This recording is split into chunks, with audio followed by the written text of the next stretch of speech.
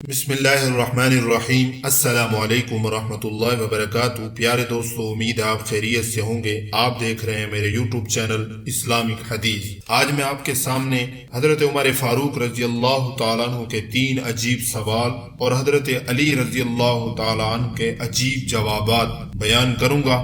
اس سے پہلے آپ سے چھوٹی سی ریکویسٹ ہے، اگر آپ ہمارے اس چینل اسلامک حدیث پر نئے ہیں تو ہمارے چینل کو ضرور سبسکرائب کریں اور ساتھ میں بیل آئیکن کو بھی دبا دیں تاکہ اس طرح کی ہر نئی آنے والی ویڈیو آپ تک پہنچتی رہے۔ چلتے ہیں آج کی ویڈیو کی طرف۔ حضرت ابن عمر رضی اللہ تعالیٰ عنہ فرماتے ہیں کہ حضرت عمر بن خطاب رضی اللہ تعالیٰ عنہ نے حضرت علی بن ابی طالب رضی اللہ تعالیٰ عنہ سے فرمایا کہ ابو الحسن، کئی مرتبہ آپ حضور صلی اللہ علیہ وسلم کی مجلس میں موجود ہوتے تھے اور ہم غائب ہوتے تھے، اور کبھی ہم موجود ہوتے تھے اور آپ غیر حاضر ہوتے تھے۔ 3 باتیں میں آپ سے پوچھنا چاہتا ہوں، کیا آپ کو وہ معلوم ہے؟ حضرت علی المرتضیٰ رضی اللہ تعالیٰ نے فرمایا کہ وہ 3 باتیں کیا ہیں؟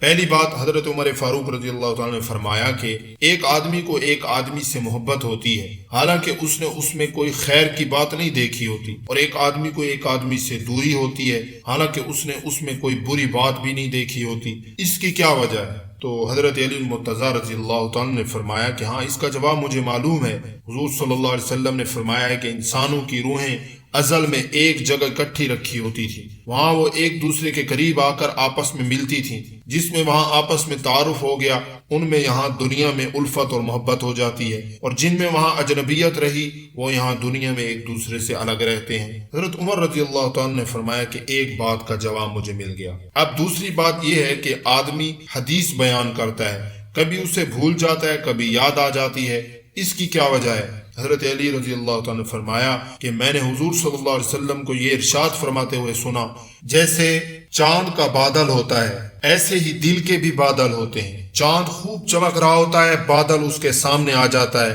تو اندھیرا ہو جاتا ہے، اور جب بادل ہٹ جاتا ہے تو چاند پھر چمکنے لگ جاتا ہے۔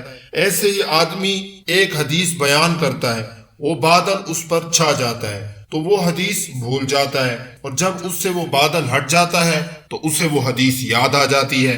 حضرت عمر رضی اللہ تعالیٰ نے فرمایا کہ 2 باتوں کا جواب مل گیا۔ تیسری بات یہ ہے کہ آدمی خواب دیکھتا ہے تو کوئی خواب سچا ہوتا ہے اور کوئی خواب جھوٹا ہوتا ہے۔ اس کی کیا وجہ ہے؟ تو حضرت علی المرتضیٰ رضی اللہ تعالیٰ نے فرمایا کہ جی ہاں، اس کا جواب بھی مجھے معلوم ہے۔